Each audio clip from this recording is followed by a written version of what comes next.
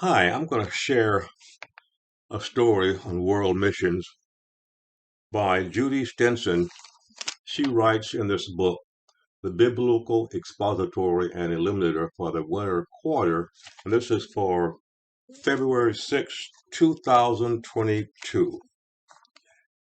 Eric Liddell was an Olympic gold medalist.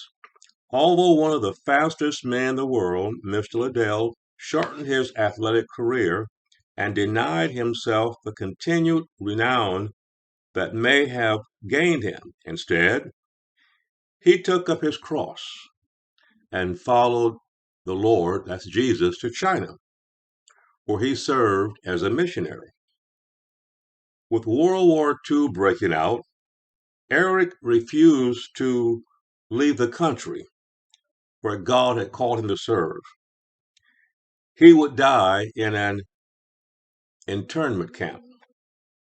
Years before, when someone had asked him if he regretted giving up athletes, athletics to become a missionary, he said, quote, "It's a natural for a chap to think over all that sometimes, but I'm glad I'm at the work I'm engaged in now. A fellow's life counts far more at this than the other," unquote. Eric Liddell remained faithful and bold, making sacrifices for the cause of Christ. Peter also remained faithful even unto martyrdom, according to John 21, verse 19. This contrasts with his earlier denial of Christ. Before the arrest of Christ, he warned Peter that the flock was scattered. But Peter said, quote, "Though all men shall be offended because of thee, yet will I never be offended," unquote. Matthew 26 and 33. Christ responded by stating that Peter would deny him 3 times. But Peter said, quote, "Though I should die with thee, yet will I not deny thee," end quote. The proper response to the somber response of Jesus would have been to ask him for the strength and boldness to not deny him.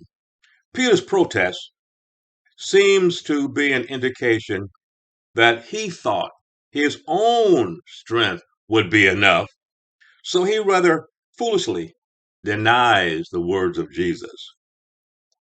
Israel also declared that they would obey God's law. Moses writes, quote, "All the people answered with one voice and said, all the words which the Lord Yahweh hath said will we do," unquote. Exodus 24 and 3.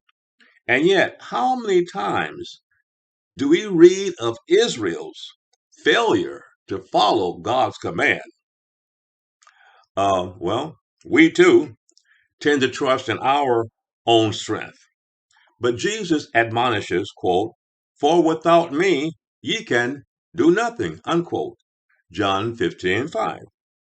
After his resurrection, Jesus restored Peter, quote, "And when he had spoken this, he said unto him, Follow me," unquote. That's in John 21, verse 15 through 19. Jody continues, "God will lead each of us on the path we need to take to glorify him. For Eric Liddell, that meant China. What does it mean for us? Quote, "And he saith unto them, Follow me, and I will make you fishers of men," unquote. Matthew chapter 4, verse 19.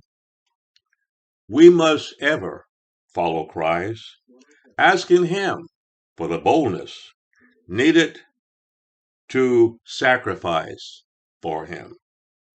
Thank you, Jody. Our reading on world missions for today. I'll have more next time.